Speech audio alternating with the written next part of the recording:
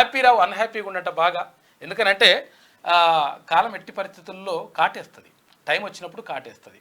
కాబట్టి ఇక్కడ భూ కబ్జాలు, వందల వేల ఎకరాలు భూ కబ్జాలు వాళ్ళు అంటే బీఆర్ఎస్ పార్టీ నాయకులు చేసినటువంటి ఆరోపణలు ఉన్నాయి.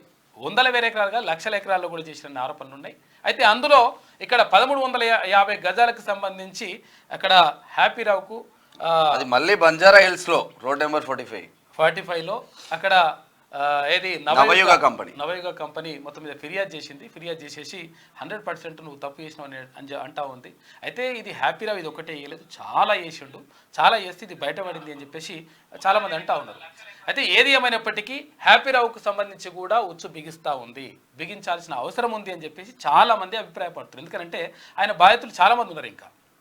ఇక మరోవైపు ఇక ప్రభాకర్ రావు, ఇంటెలిజెన్స్ చీఫ్గా ఉన్నటువంటి ప్రభాకర్ రావు A1గా ఉన్నాడు.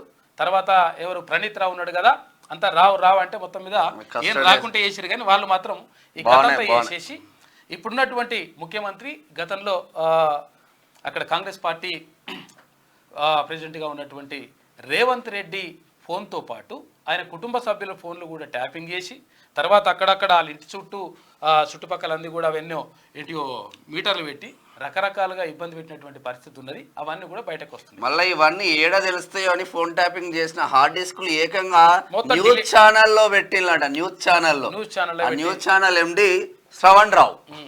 అయితే ఇవన్నీ కూడా రావు అని చెప్పేసి మొత్తం కూడా ఇట్లా చేస్తూ ఉన్నారు.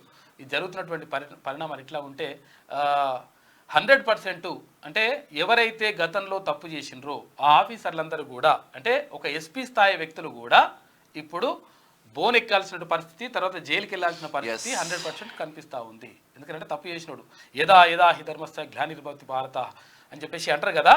అందుకని పవిత్రాణాయ సాధూనాం వినాశాయ చతుష్కృతాం ధర్మ సంస్థాపనార్థాయ సంభవామి యుగే యుగే. అయితే మంచి జరగడానికి ఎవడో ఒకరు పురుషుడు పుడతా ఉంటాడు. ఎవరైతే అన్యాయం చేసిండో నాశనం చేసిండో వాళ్ళ పని భరతం పడతా ఉంటాడు. అది జరుగుతుంది, 100% జరగాల్సిన అవసరం కూడా ఉంటుంది. లేకపోతే సమాజానికి మంచిది కాదు.